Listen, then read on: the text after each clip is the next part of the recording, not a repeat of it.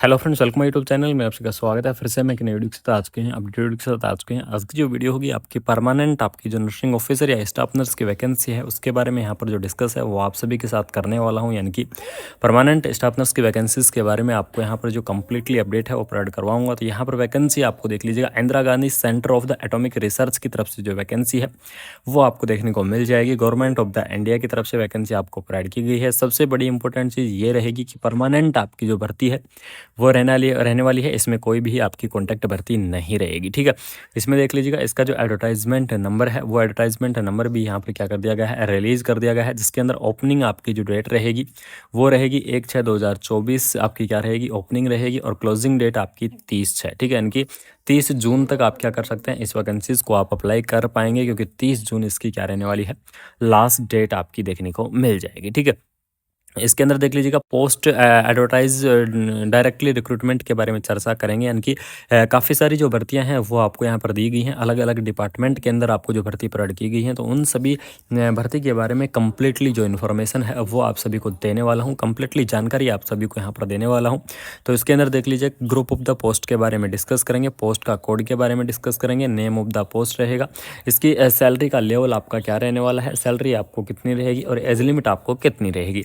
तो इन सभी चीज़ों के बारे में यहाँ पर डिस्कस करेंगे। तो यहाँ पर देख लीजिएगा, सबसे पहला जो आपकी पोस्ट है वो रहेगी साइंटिफिक ऑफिसर। यानी कि साइंटिफिक ऑफिसर की पोस्ट देखने को मिलेगी, जैसे general surgery, nuclear medicine, dental, prosthodontics, यानी कि काफ़ी अलग अलग, एनेस्थीसिया, ऑप्थेल्मोलॉजी। यानी कि जो साइंटिफिक ऑफिसर की पोस्ट है अलग अलग डिपार्टमेंट के अंदर पोस्ट रहेगी। सैलरी यहाँ पर देख लीजिएगा, आपकी 78,000 रुपये भी रहेगी, 67,000, यानी कि 1,000-2,000 रुपये कम होते जा रहे हैं। साइंटिफिक ऑफिसर की वैकेंसी अलग अलग डिपार्टमेंट के अंदर, कुछ की यहाँ पर जनरल ड्यूटी भी आपकी लगने वाली है। तो ये तो आपकी क्या थी, जो साइंटिफिक असिस्टेंट या फिर साइंटिफिक जो ऑफिसर की जो पोस्ट थी वो आपको यहाँ पर देखने को मिलेगी। उसके बाद में जो सबसे इम्पोर्टेंट चर्चा करेंगे वो करेंगे हम नर्स की पोस्ट के बारे में, ठीक है।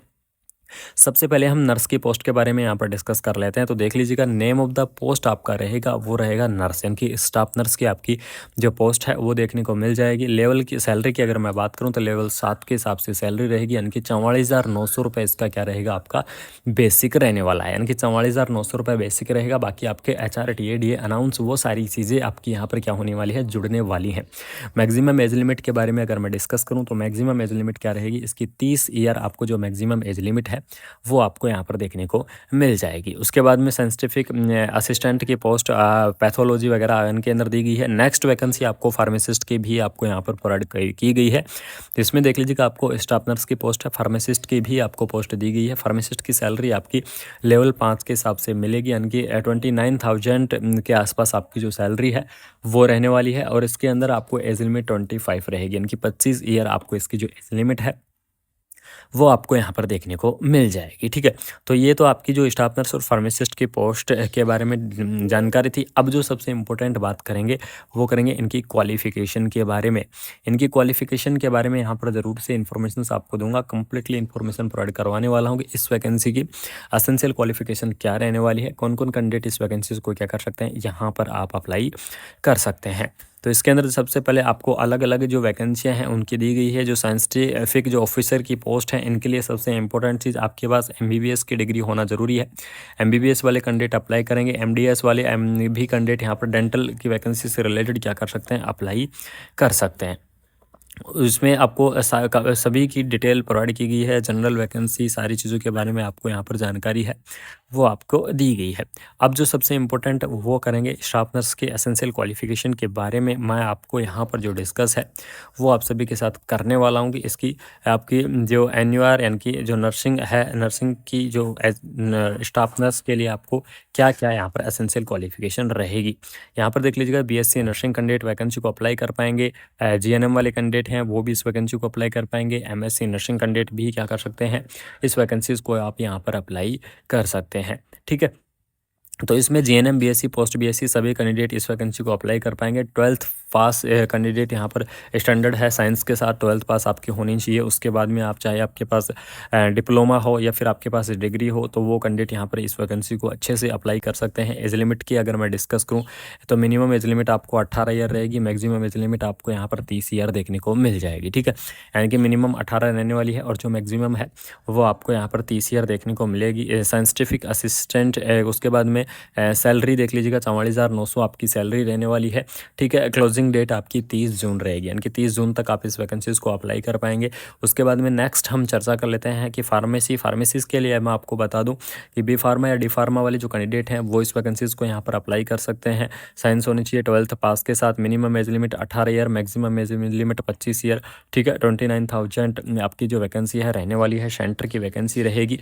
इसमें आपको सारी चीज़ें प्रोवाइड की गई हैं। मेथड ऑफ द सिलेक्शन आपका क्या रहेगा, ठीक है, तो मेथड ऑफ द सिलेक्शन यहाँ पर देख लीजिएगा। Selection only the basis of the personal interview, यानी कि performance in the personal interview, यानी कि इंटरव्यू के आधार पर सिलेक्शन होगा। यहाँ पर आपका कोई भी जो एग्ज़ाम है वो एग्ज़ाम आपका रहेगा, लेकिन वो स्क्रीनिंग टेस्ट के रूप में आपका जो एग्ज़ाम है वो करवाया जाएगा। बाकी आपके यहाँ पर इंटरव्यू भी आपका पर्सनल इंटरव्यू की परफॉर्मेंस आपको ज़्यादा यहाँ पर क्या करेगी, प्रीफर करेगी आपके सिलेक्शन को। ठीक है, उसके बाद में देख लीजिएगा प्रिलिमिनरी टेस्ट आपका होगा, उसके बाद में एडवांस टेस्ट होगा। ये सारी चीज़ें आपकी यहाँ पर करवाई जाएंगी और इसके बाद में स्किल टेस्ट होगा। अब जो बात कर रहे हैं कि कहाँ से आप इस वैकेंसीज़ को अप्लाई करेंगे, एज रिलैक्सेशन क्या रहेगा, तो एज रिलैक्सेशन की अगर मैं यहाँ पर बात करूँ तो एज रिलैक्सेशन आपके गवर्नमेंट रूल के हिसाब से ही रहने वाला है। जो गवर्नमेंट वैकेंसी के अंदर जो जिस रूल के हिसाब से आपका रिलैक्सेशन रहेगा सेम वही यहाँ पर रहने वाला है। एससी के लिए 5 ईयर, ओबीसी के लिए 3 ईयर, ठीक है, और आपकी जो पीडब्ल्यूडी कैटेगरी है उसके लिए 10 ईयर। तो ये आपका जो एज रिलैक्सेशन है ये आपको देखने को मिल जाएगा। एप्लीकेशन फ़ीस के बारे में यहाँ पर चर्चा कर लेते हैं कि स्टाफ नर्स की एप्लीकेशन फ़ीस कितनी रहेगी, फार्मासिस्ट की की अलग अलग वैकेंसी की आपकी जो एप्लीकेशन फ़ीस है वो यहाँ पर अलग अलग देखने को मिल जाएगी। तो सबसे पहले यहाँ पर देख लीजिएगा, स्टाफ नर्स की पोस्ट के लिए अगर मैं बात करूँ एप्लीकेशन फ़ीस तो 200 रुपये आपकी स्टाफ नर्स की एप्लीकेशन फ़ीस रहने वाली है। फार्मासिस्ट की अगर मैं बात करूँ तो 100 रुपये फार्मासिस्ट की आपकी जो एप्लीकेशन फ़ीस है वो आपको यहाँ पर देखने को मिलेगी। उसके बाद में नेक्स्ट हम चर्चा कर लेते हैं कि आपका इंटरव्यू कहाँ रहेगा। तो आपका जो इंटरव्यू रहेगा, application normal post will be not be submitted, यानी कि एप्लीकेशन फॉर्म को आपको किस प्रकार से सबमिट करना है ये आपके लिए इंपॉर्टेंट रहेगा।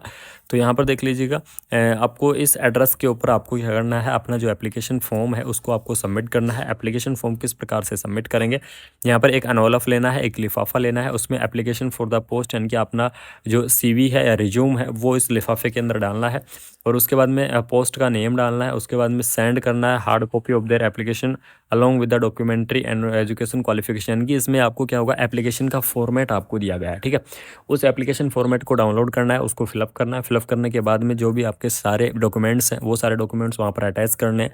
ठीक है, जो भी आपने ग्रेजुएशन की है, डिग्री की है, डिप्लोमा, उसके सारे डॉक्यूमेंट्स को अटैच करो फोटोकॉपी करवा के, और अटैच करने के बाद उसके अंदर लिफाफे के अंदर डाल दो और लिफाफे के अंदर डालने के बाद में इस एड्रेस के ऊपर आपको हार्ड कॉपी जमा करानी है। ठीक है, हार्ड कॉपी यहाँ पर जमा करानी है, इस चीज़ को ध्यान रखें। लास्ट डेट के बाद में आपकी जो हार्ड कॉपी है वो यहाँ पर एक्सेप्ट नहीं की जाएगी। तो ये अभी आपके लिए जो सबसे इम्पोर्टेंट चीज़ है वो आपकी यहाँ पर होने वाली है।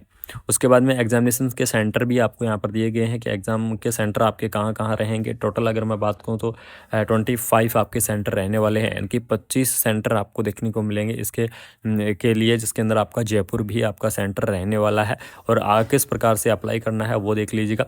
ऑनलाइन एप्लीकेशन विल भी अवेलेबल है, ऑनलाइन एप्लीकेशन फॉर्म इसकी ऑफिशियल वेबसाइट से भरेंगे, हार्ड कॉपी आपको वहाँ जमा करानी होगी। ठीक है, लेकिन आपको एप्लीकेशन फॉर्म ऑनलाइन भरने हैं, ऑफिशियल वेबसाइट से भरने हैं www.igcar.gov.in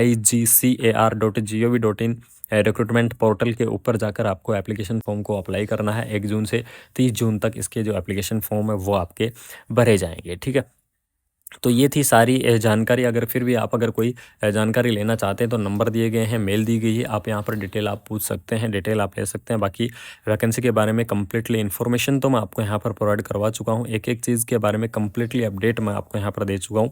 फिर भी अगर किसी कैंडिडेट को डाउट रहेगा इस वैकेंसी से रिलेटेड तो कमेंट बॉक्स के अंदर कमेंट कर दीजिएगा, सभी के डाउट यहाँ पर क्लियर किए जाएंगे। बाकी आपको मिलता हूँ कोई नई अपडेट के साथ। वीडियो को साथ ही साथ अपने फ्रेंड सर्कल के अंदर ज़्यादा से ज़्यादा शेयर कर दीजिएगा। जय हिंद।